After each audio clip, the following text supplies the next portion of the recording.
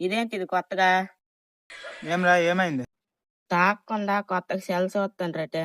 అదంతా సరే కానీ ఈ టైం అప్పుడు మీరెందుకు వచ్చారా? అదే మీరే కదా వినాయక చవితి గురించి మాట్లాడడానికి రమ్మంటారు. వీళ్ళేంట్రా ఈ టైం అప్పుడు రమ్మను? నేను కాదు ఈ టైం ఒకటి పిలుస్తాను.